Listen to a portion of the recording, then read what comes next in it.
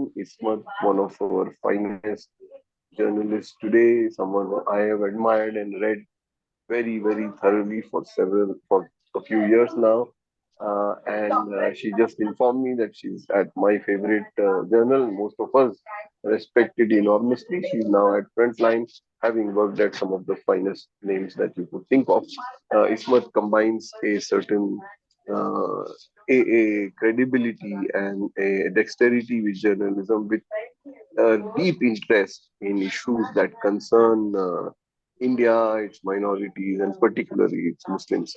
There are, as I said, very few people like her today, and therefore it's such an honor for us at CDPP and USIPI that she wrote for us, and now she's presenting that paper that she had written. The format, Ismat, is that you speak for about 35 minutes, and as free flowing as you want it to be. And then we have about 15 minutes for a discussion with some questions that we have, we ask from you. So over to you. You have a small but a very interested audience who will who will be very keen to hear from you. So there it is.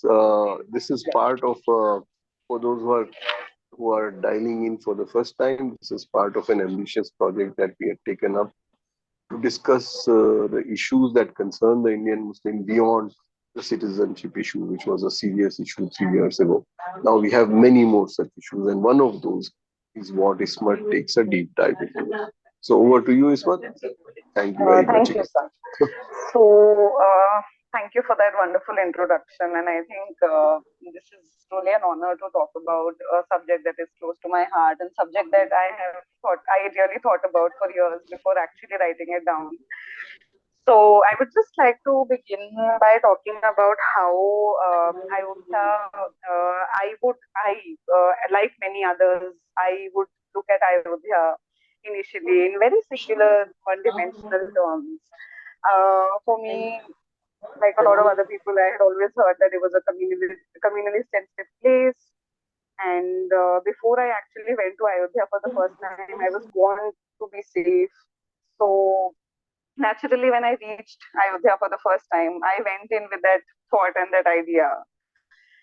Naturally, I looked for stories around communal issues related to, the Ram temple or issues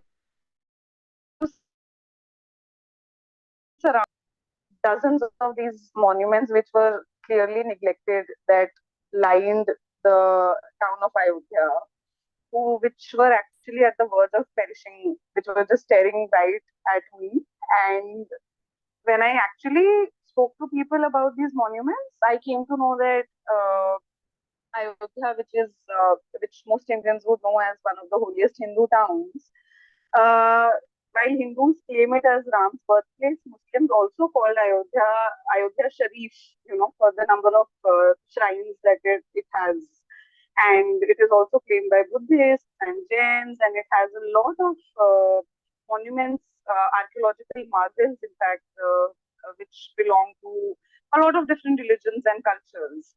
So that idea of that singular idea, that one-dimensional idea that I saw Ayodhya with, sort of got challenged after my very first visit to Ayodhya. And when I went to these shrines and when I went to these places, I clearly saw that they had been neglected and they were at the verge of perishing. And I thought that there's an urgent need to document these monuments, because otherwise they would not be able to stand the test of time.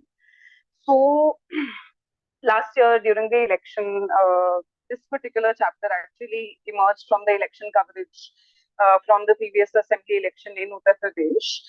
And as I said, Ayodhya is known as one of the holiest Hindu towns.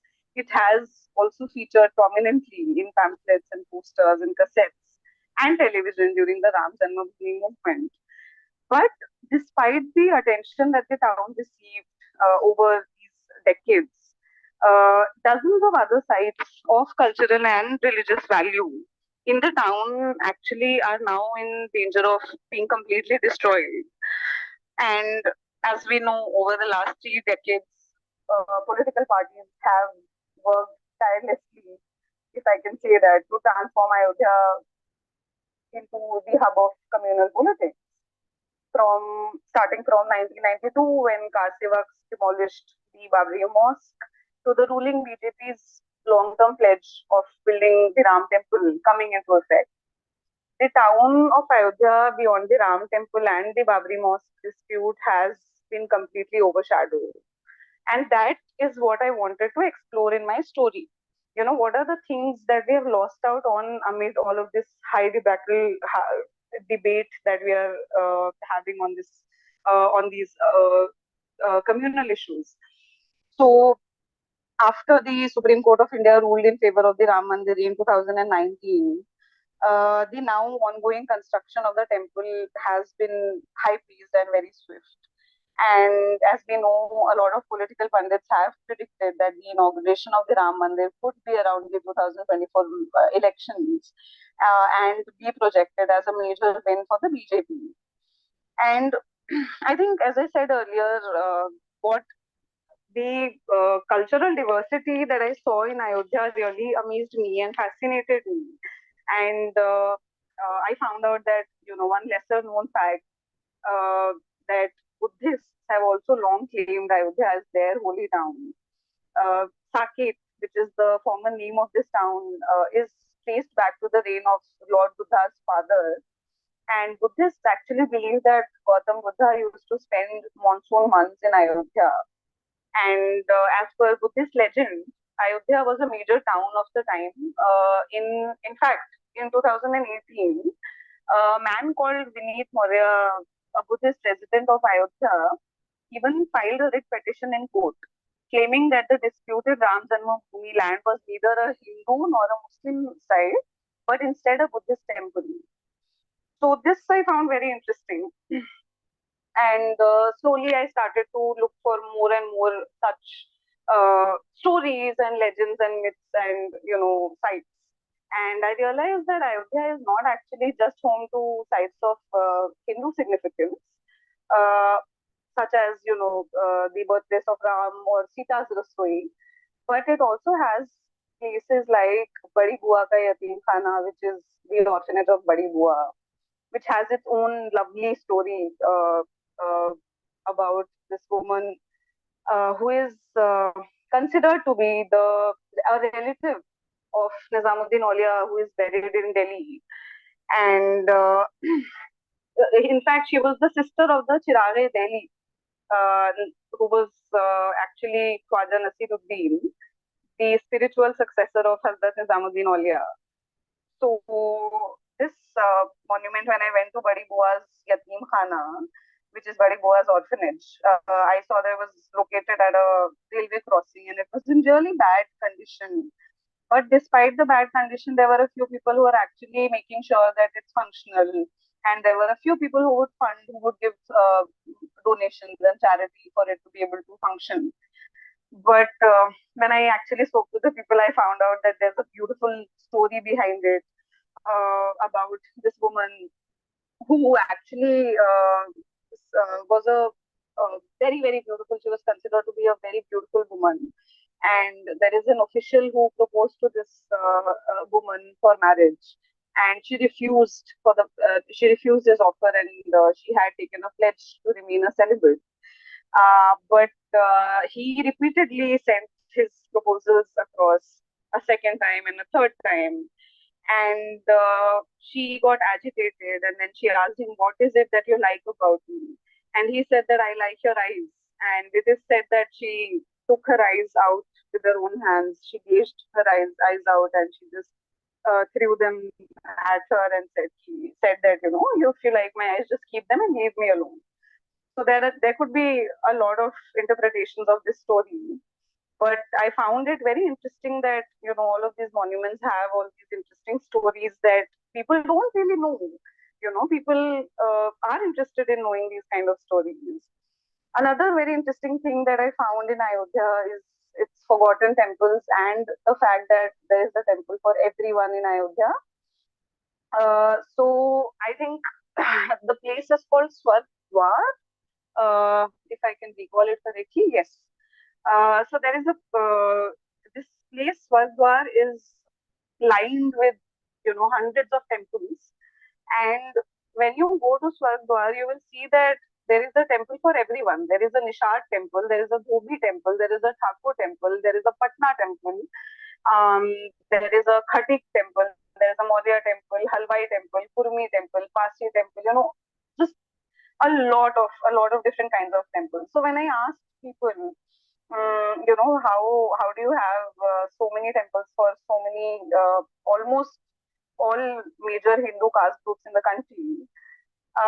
They said that there was a movement when Brahmins would oppose, like the local people in Ayodhya started a movement when Brahmins started to oppose their entry to these temples.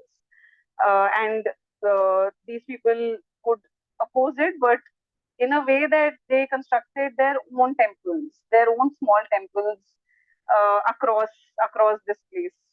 So there is a temple for everyone here. So these kind of stories and these kind of myths and legends and all of these were very very fascinating to me. And I think the neglect that I saw of all of these monuments was not just a neglect of the monuments per se, but also like a neglect of the cultural diversity that they represent or represented at a certain point in time. So interestingly, there are also Jain temples in Ayodhya. There are Buddhist monasteries and temples, and one of the most interesting places that I sites that I actually discovered while doing the fieldwork for this chapter is called Khud Makkah, and in English it would mean a mini Makkah. And I think I think before I actually tell the story, I should just add that in terms of neglect, Khurd Makkah has topped the list among all the other forgotten monuments. The only way that you can actually find directions to this place is to identify elderly residents of Ayodhya, who will remember that there was something called a Khud Makkah there at some point. So we had to actually inquire a lot of people to be able to find directions to this place. And when I reached there, I saw that it was all covered in a forest, and then I had to really make a lot of effort to reach that site. Uh, and the tomb was completely covered by wilderness, and people would just frequent that place to urinate probably. And while I was going there, people told me that you shouldn't go there as a woman. It's not a safe place, and it's deep inside the forest. And I got multiple warnings from local residents. Let's just say, and uh, the legends actually have the legends that around Fuz Makkah actually have it that an Islamic ruler at some point wanted to replicate the Makkah in present day Saudi Arabia here in India, and that is when this Fuz Makkah came into being. So these kind of stories I found while doing the research. And one of the persons I met for another story had just casually mentioned this Khud Makkah monument to me, and I really got interested in seeing it. But of course, as I said, it was not easy to find. And there was other many wonderful places of significance. Uh, and I tried to visit a lot of them, and I also managed to visit at least half a dozen of them. The common thread, I think, between all of them was that the majority of those sites were hugely neglected. And as I said before, they wouldn't stand the test of time any further. So there was a sense of urgency in, despite the bad condition that they were in. I found that a lot of people around them knew a lot of myths and legends surrounding those historic sites. One of the, I think, very interesting oral traditions also that I heard in Ayodhya describes God Ram's birth from the perspective of a deer whose spouse was killed and devoured during the celebration. So there is a deer whose spouse is killed for the feast after Ram is born, and Ram's mother, this deer who lost her spouse decides to pay a visit to Kaushalya, who's Ram's mother. And she's hoping that because Kaushalya is also a mother, she would be able to comprehend her suffering. And then the deer requests Kaushalya for the skin of the slave. The mother is pregnant and she's about to give birth, and she just requests Kaushalya to give her husband's spouse's skin to her, so she can just show it to her children that this is your father, right? So apparently in the story, Kaushalya declines and claims that the deer skin would be used to construct a drum-like instrument that Ram would play with once he grows up. So the deer gets very dejected and she returns from the palace. And sometime later, her kids are born. She much later, one night, she hears the drums thumping, indicating that Ram had started to play the instrument that was made with her spouse's skin. And her kids ask her about the sound, and she responds by telling her kids that it's their father's skin that is being beaten. And in Hindi they say कि मेरे हिरन को मारने के बाद भी मार रहे हैं, which will be translated to, I think, they are killing him over and over again. So this traditional hymn is still sung during childbirth in Ayodhya, which is very interesting because this is something that might not fit, the mainstream idea of Ram that we have, or the mainstream idea of the stories that we have been told. So this version exists on YouTube also in the form of a folk song, and but but it has of course disappeared from the popular narratives of Ayodhya. For us, Ayodhya has become singular, and all of these multi-layered cultural stories which do not fit into one main story or one main narrative is are just being forgotten. So I think during the when I met this source, when I met a person for a story, he told me something very very interesting initially, that when the Babri Mosque was demolished, there was of course there were riots, and people were killed, and all these things that happened. But he said that the situation got under control in Ayodhya, within Ayodhya, comparatively faster than other places where the riots had taken place, because people believe that if one house burned, if someone else's house burned, their house would also get burned. So in Hindi, he said that Muslim का घर जलेगा तो हिंदू का घर भी जलेगा साथ में, because the houses are so entwined in their society even today. So when I visited the place a few times actually, I realized that despite the nationwide sense of tension between the Hindu and Muslim community over the site, which is believed to be Ram Janmabhoomi, there was a sense of, strange tranquility between the two communities in Ayodhya itself, and there is a huge interdependency between the two communities there. So you would see that a lot of Malis, the gardeners, are Muslim here. So the flowers that are used by Hindu devotees in temples are bought from the Muslims. The horses that are used in Hindu processions too are, mostly owned by Muslims. So there are many such examples of interdependence between the two communities there. And the I think one. one idea that I also realized was changing was the idea of Ram himself. I think that there was a time when the 20th century Urdu poet Allama Iqbal, who we were just talking about actually, uh, called Ram Imam-e-Hind, or the leader of India.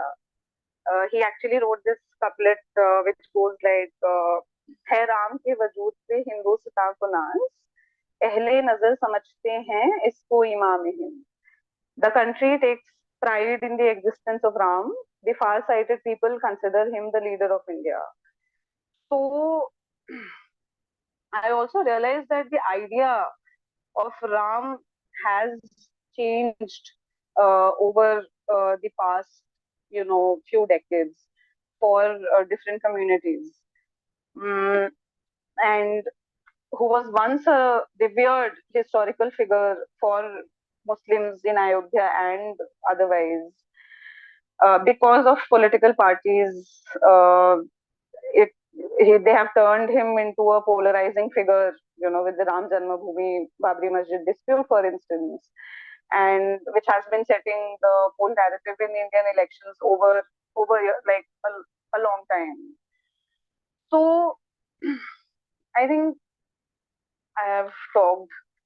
I've briefly talked about all the major points that I've covered in the chapter, and I would just like to conclude by saying that it is undeniable that the preservation of historically significant sites in the Twin Cities have suffered over the past decades.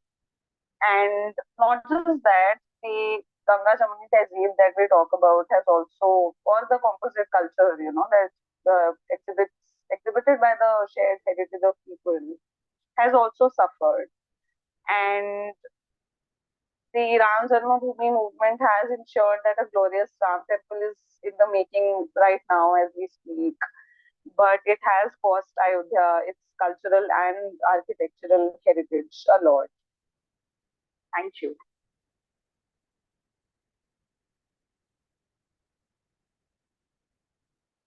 Thank you so much, Ismat. Thanks so much for taking us through this really lovely personalized journey across Ayodhya.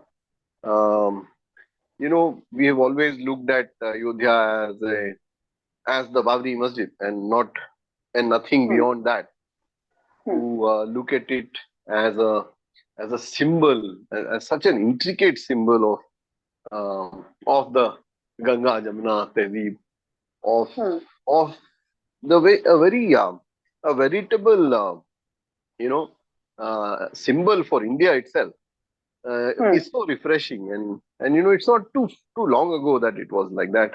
And Hmm. hearing you, it almost feels as if within Ayodhya there is still a certain Hmm. sense of culture that we miss. So Yes. thanks so much for taking us through this journey.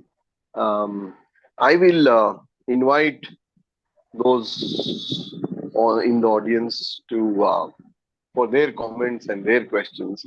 But and so those who would like to, please let me know that you want to speak.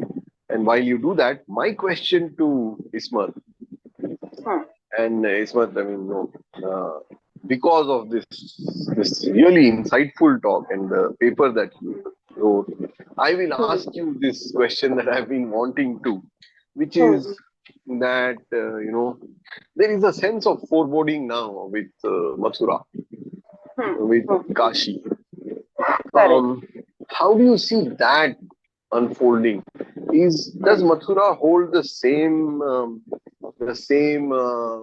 aura that Ayodhya has? Hmm. Will it be able to ignite the same passion?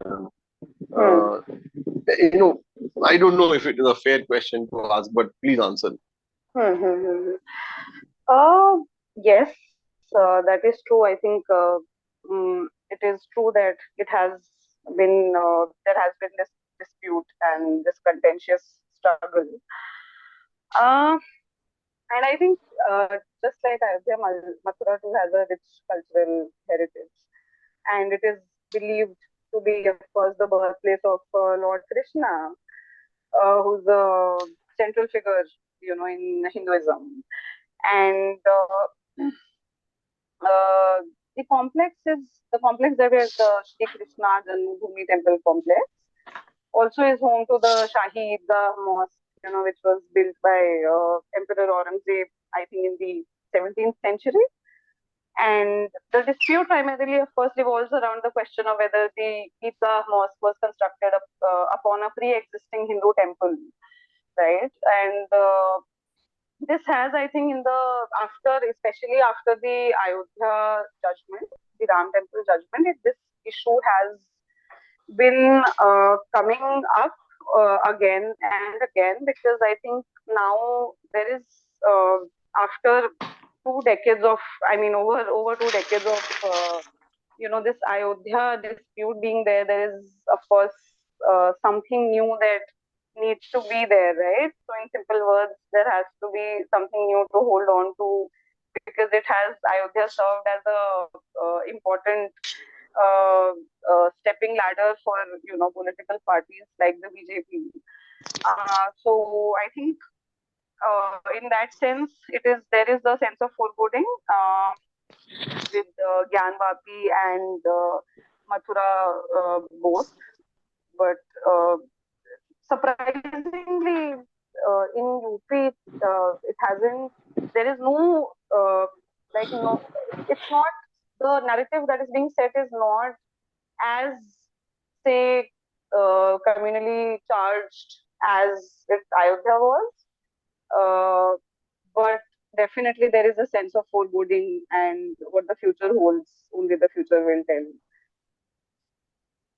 Yeah, exactly. That's very well said. And I just want, and thanks for validating this view that, Mathura should have been just as volatile an issue.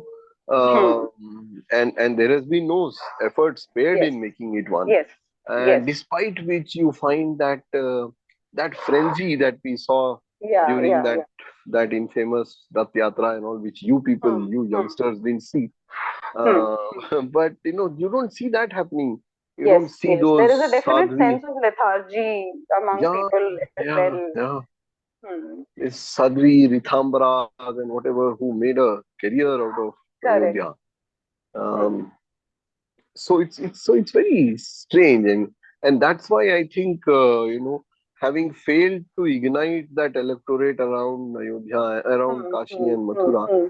Hmm. I think there is this thing about uniform civil code and so on that Correct. now now is being talked about. So I will come to you on that a little bit, because that's today's issue, and I don't Hmm. know if Hmm. you're Hmm. working Hmm. on it. But before I do that, I will Hmm. get Mazhar Hussain. Mazhar is one of our Hmm. very eminent civil society workers. He's worked tirelessly, particularly Hmm. on communal amity, especially in Hmm. during Ayodhya and after during the Hmm. demolition. So, Hmm. Mazhar bhai, over to you. Thank you so very much, Amir Bhai, and really very interesting presentation, Miss Ismat, Ara. Ismat. Actually, my organization COVA, we have Ji. been working on communal harmony for quite some time now, and we have got these networks in different states. And in Hmm. UP also we have a network, and incidentally in Ayodhya we have a unit with Hmm. about Hmm. 20, 25 organizations, local Hmm. organizations. And the basic idea is to promote harmony and peace in whatever area we are operating through these local Hmm. networks. I just like to make, two, three Hmm. observations. I agree with you. You see, the negligence of a large number of temples which are there, because I Hmm. Hmm. remember, before this Ayodhya controversy, Hmm. became dominant. I mean, that Ram Hmm. temple, specific Ram temple, I think there were Hmm. more than 100 Ram temples there where the Correct. pujaris would say Ram was born here. Absolutely. So, I mean, they would insist. So, and then I am told, I started going there a little after that phase, but I Hmm. was Hmm. told that, the believers would go to all those 100, 110, whatever temples were claimed to be Ram temples, and would pray there, just not to miss the genuine one. And over a period of time, after this agitation and after all that, all the others fell into neglect. Nobody, even if when they were claiming that Ram was born here, this is the genuine Ram temple, I think people have stopped, most people have stopped going there, they go only to this one. And the whole focus is shifted to that, and that could be a reason why, as you have rightly pointed out, a lot of very historically, important monuments are, neglected, and they may. I won't be surprised if they'll be taken over by this Ram Temple movement, this whatever trust for expansion. That is one thing. The other thing is about the relations between Hindus and Muslims in Ayodhya. I found that absolutely no communal angle, very little there. Just like it would be in any other city, there are some fringe elements. But most of the majority of the people are not communal, and they have, I know a lot of people who are, like Hindus and Muslims, very good friends, work together and all that. And then they are very resentful that their city has been targeted and criminalization, and many say that they are suffering the brunt because of this politicization. Because whenever there is any agitation, anything like that, it is the local people who suffer the most. The curfews are imposed, going out and going in, that those restrictions are put on the movement. So I think this is another price which people of Ayodhya have been paying. And one of the indicators I personally feel, where, you know, uh, politically, BJP has not been able to make much dent in on Ayodhya per se, the town as such, because most of the time it is the Congress which wins there.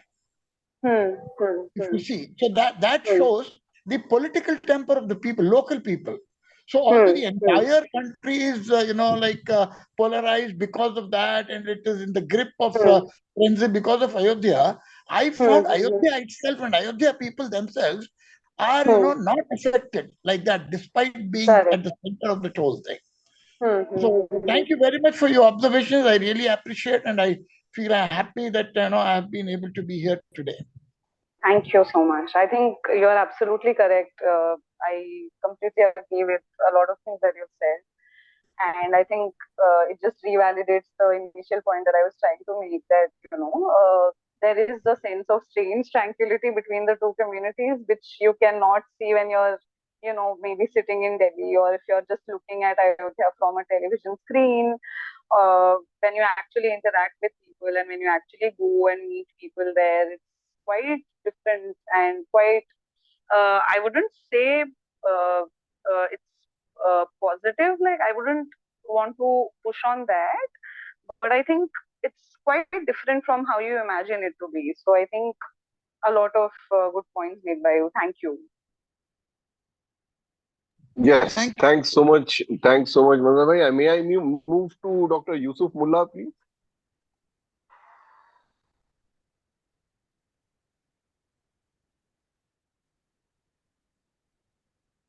Uh, can you hear me, Dr. Yusuf Mullah?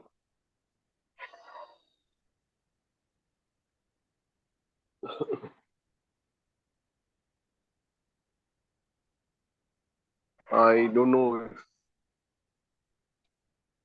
that is working. I think Dr. Yusuf Mullah, you are unmuted, but we can't hear you. Can you just see if there is any problem with your mic? Yeah, I think your mic is disabled. It's not unmute. It's not muted, but it's disabled. So you might have to switch it on and off, or maybe re-log in. Meanwhile, let me go further. Is there from the others? Could I hear any of the others, please? We will come back to Dr. Yusuf Mullah in a bit. But Ismat, as Dr. Yusuf Mullah gets activated, my question that I warned you about, which is, what do you think is the Uniform Civil Code story? Is that does that have any meat in it? Is it a last ditch thing? What is the game plan there? I think there are two key points in this. I think one is a very fundamental point, which I mean, of course, a lot of people would say that Muslims have a problem with the Uniform Civil Code, and there are a lot of problems with how it's being proposed.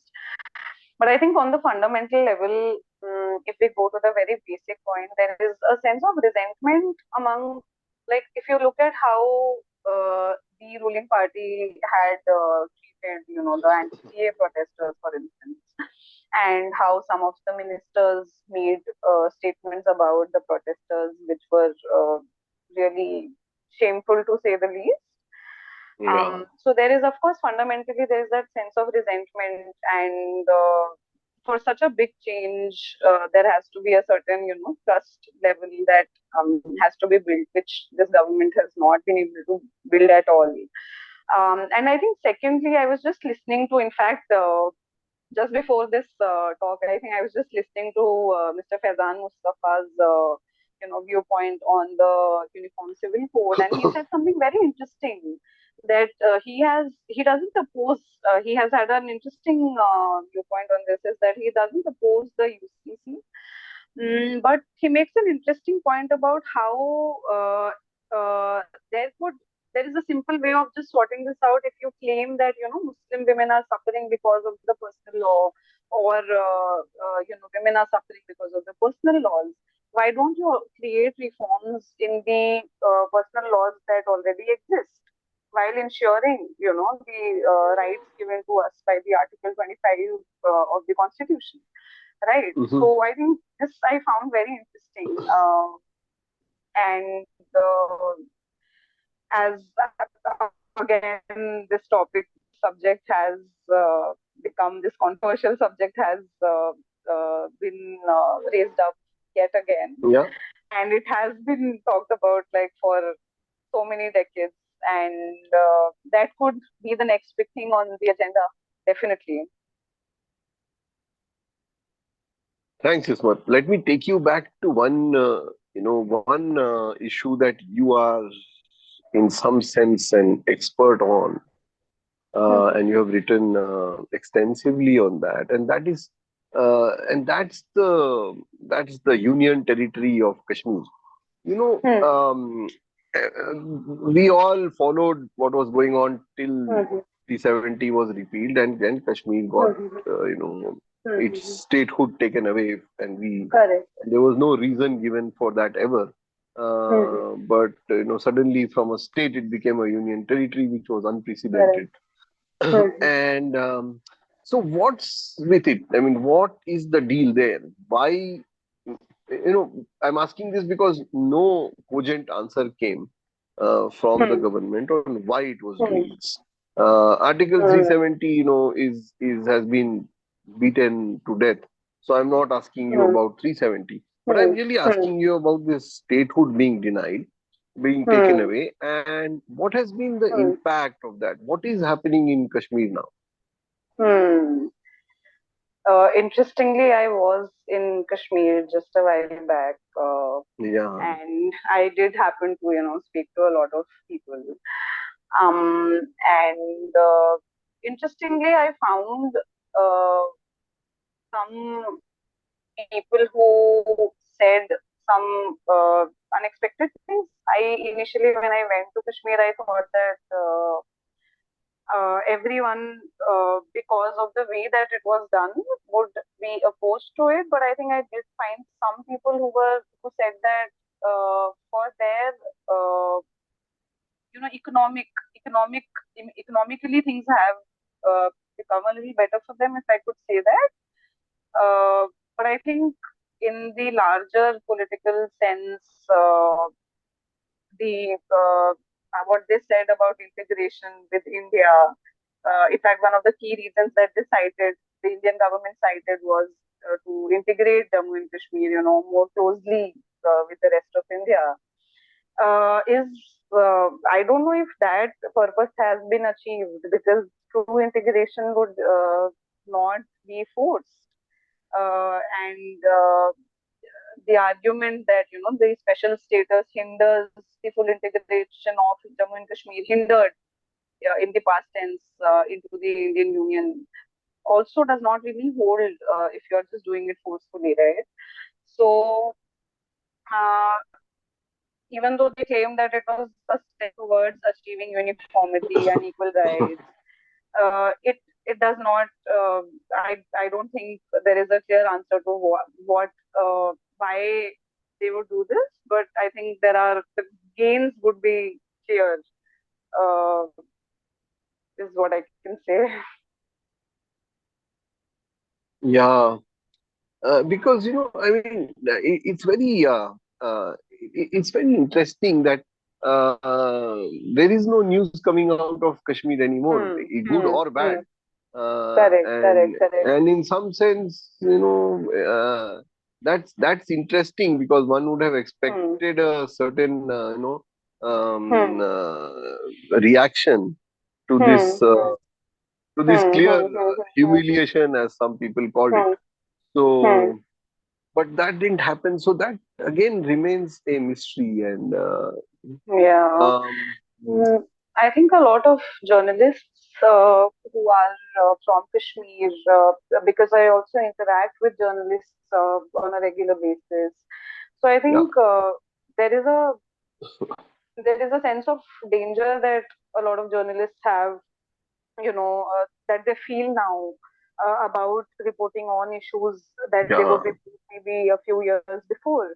In fact, yeah, a few months back, I think there was a press conference where a few journalists, I think four journalists, Kashmiri journalists, actually on camera gave up their jobs as reporters because of the threats that they had received. correct. So, with this kind of an environment, of course, you're absolutely correct in saying that no information is coming out, not much information is coming out, not many stories are happening, and there is there is not, this is not being, this did not get the kind of reaction that you would expect. Yeah, yeah. That is true. Mm-hmm. And that's why one is very tentative, that is there something that is waiting to happen? If there is Mm-hmm. none, and if things are actually working out well, then why don't we have elections in Kashmir?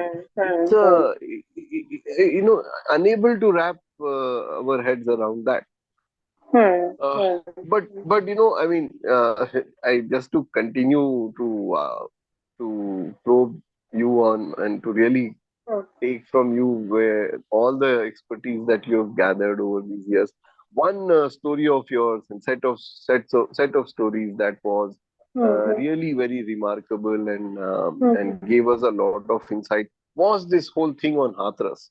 You were the one who went and explored that entire, that gory rape, wrote about it, because anybody else who did went to jail, right? That poor fellow, I think, is still in jail. So, firstly, how did Yeah. you escape? How did you not get into jail? Uh, Because you wrote so much. I mean, yeah, uh, I did.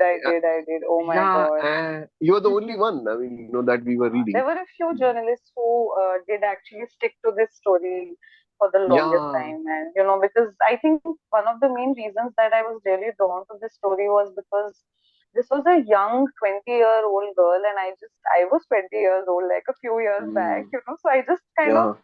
for me, it became very personal because it was a sexual crime against this very young Mm-hmm. Dalit girl who was, gang raped and murdered. And when I met her mother, the victim's mother, she told me that, she saw her lying there with her tongue cut off and blood coming out of her body. So all of these things just, the way the goal that was involved in this crime was something that sort of made it really important for me to follow it up.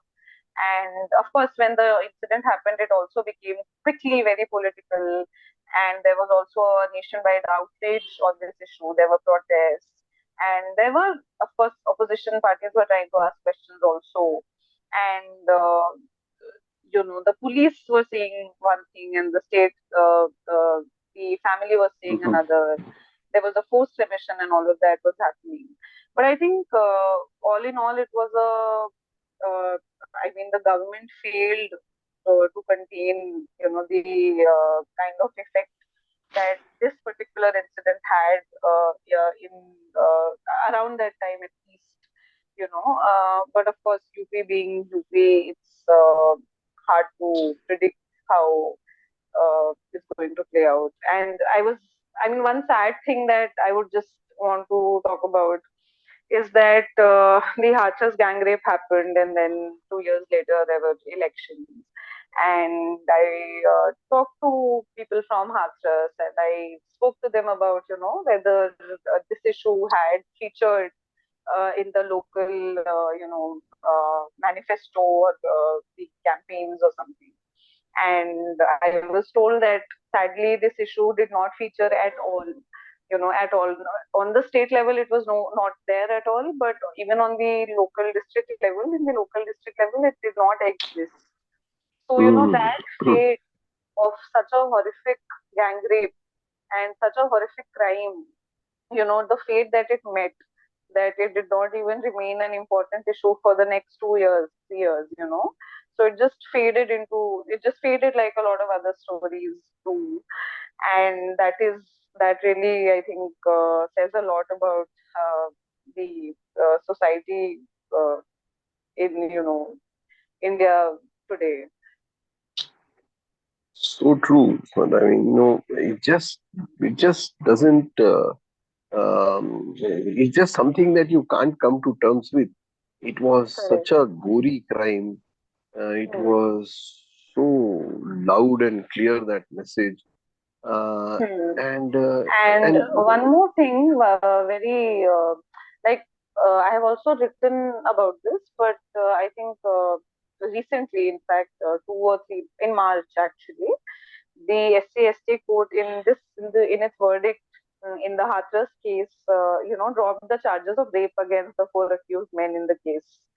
yeah, And yeah, so the main accused were convicted under charges not related to rape at all, and the 3 others walked free. And it just saddens me, to see. And this is not because there was merit in the case that they were fighting. This happened purely because I have argued this in a piece also. This happened purely because this investigation was doomed to begin with. On the yeah, very first day when this crime happened, the local police did not pay attention. The local police refused to file an FIR. The local police did not, probe the rape angle, and important evidence was lost. And this is a yeah, case which got so, which became so publicized. So yeah. just to imagine how other cases would have been treated just gives me just sends like shivers down my spine. And so true. Yeah. So, what saved this fellow, or these fellows? How did they get Sorry. scot free? How did these Uh, chaps get so go free? What? they there was lack of evidence, a lot of that, and then because in the initial stage of the investigation itself, the local police that the mother actually went to did not take it seriously at all. So because it was a rape case, there had to be the first 3 days of evidence was the most important evidence, Yeah, So because we lost out on that evidence, and then the actual investigation started only after she had died, because the issue became so publicized. So before that, nobody knew that this issue would be publicized, and that people would ask questions about the investigation. But there are so many loopholes in the investigation initial stage of it that they were bound to not mm. actually pay for their crimes. Who are these people? Are they some special chap? So these are not, they're just four upper caste Hindu men who live very close to this, the Acha. victim's house. They, in fact, when I went to that place in Hathras, the village Bulgari. So interestingly, the house of the victim and the house of the accused, formerly accused, were, I think, at a distance of less than 100 meters or maybe close to 100 meters. Oh, oh, oh. And this is how they lived. And one of the interesting things that I found out when I spoke to a lot of the Dalit families that lived in the village was that these kind of things had been happening for many years. Not particularly sexual crime, but uh, crimes because they belong to a certain caste were very common. And even today, you would hear stories like, even though it's a very, this story that I'm going to talk about is a positive story, but it's also sad in a way. Even today, you will hear stories like, this guy has become the first person to ever ride a horse in this village. Yeah, Why is that? yeah, Because he's a Dalit yeah, and he's never been allowed to ride a horse, yeah, before. yeah. So even today you will hear these stories, and these are positive, but also bittersweet, like uh, sad also a little bit. So Yeah, yeah, yeah. Mm, mm, right. So, Ismat, thank you so much. It is so difficult these days to have such conversations. They are so grim and, and require a certain character to be able mm, to understand what's going on.